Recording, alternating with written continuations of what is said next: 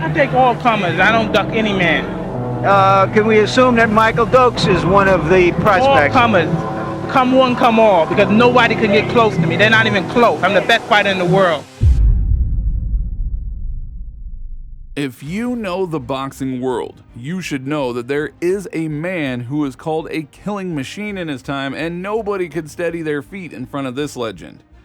Mike Tyson, born on June 30th, 1966 in Brooklyn, New York, is a legendary boxer known for his raw athleticism, explosive power, and no fear aggression.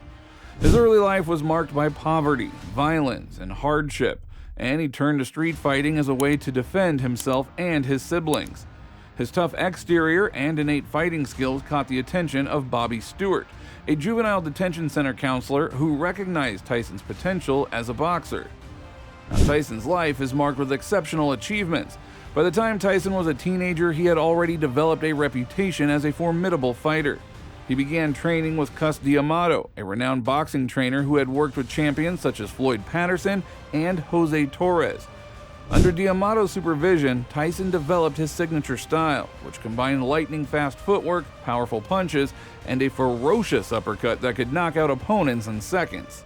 In 1985, at the age of 19, Tyson became the youngest heavyweight champion in history, defeating Trevor Berbick to claim the WBC title.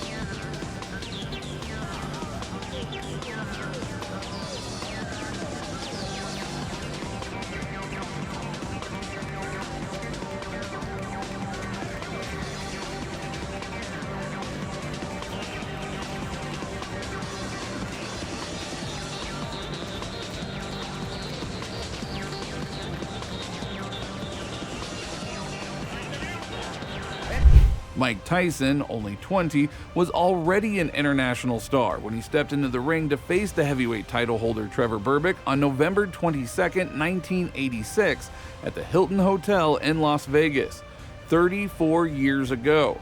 Now, Iron Mike, who only fought every few weeks, delivered one nasty knockout after another on free television, building a 27-0, 25 KO record and capturing the imagination of even non-boxing fans. Nobody could turn away. Berbick is a footnote in heavyweight history. The Jamaican native had defeated Pinklin Thomas 8 months previously to win his belt, but he was only one of several poor heavyweight title holders of the time. He obviously posed no threat to Tyson.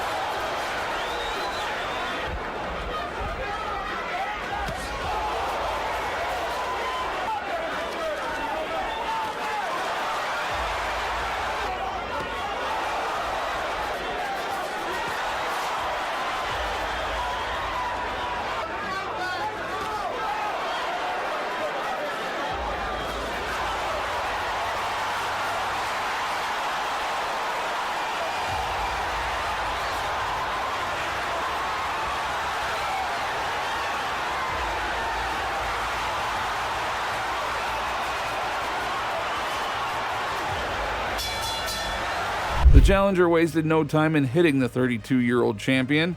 Berbick made it out of the first round, but he had already received some significant blows. Tyson continued his assault in the second round, eventually knocking Berbick down with a right hook.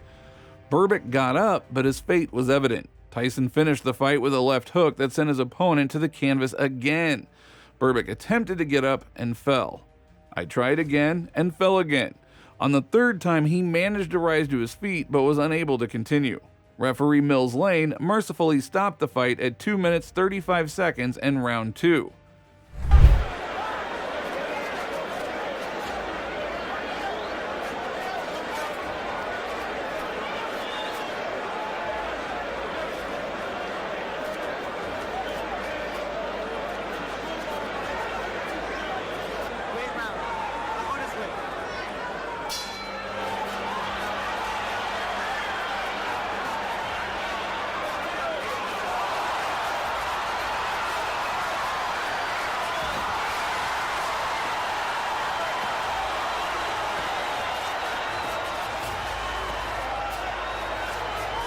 Over the next few years, he went on a dominant run, winning all of his fights by knockout and becoming one of the most feared boxers in the world. In 1997, he faced off against Evander Holyfield in what was billed as the bite fight. In the third round, Tyson infamously bit off a piece of Holyfield's ear, leading to his disqualification from the fight. Now, Tyson's career was further marred by legal troubles and erratic behavior outside of the ring. He was arrested on several occasions for assault and drug possession, and his tumultuous relationships with women were often the subject of media scrutiny. Despite these controversies, Tyson remained a popular figure in the world of boxing. In 2002, he faced off against Lennox Lewis in a highly anticipated fight, but was defeated by TKO in the 8th round. It was the richest heavyweight championship fight of all time. On June 8, 2002, Lennox Lewis defended his ring, IBF, and WBC titles with a brutal 8th round knockout of the legendary Mike Tyson at the Pyramid in Memphis. The official time was 2 minutes 25 seconds. Now, while Tyson might bite into the champion's leg during a pre-fight press conference brawl, Lewis caused all of the damage where it counted the most. Tyson was stunned by a terrific uppercut in the 8th round, and Lewis quickly ended the fight with a vicious right to the jaw. Tyson, with blood gushing from serious wounds above both eyes, attempted to beat the count, but referee Eddie Cotton reached 10 with the former champion on one knee. Now, Tyson gave a good impression of himself in the first round, closing the distance on Lewis and hitting head and body with his vicious power punches. However, the huge Londoner kept his own and fired heavy shots of his own in an attempt to gain some respect.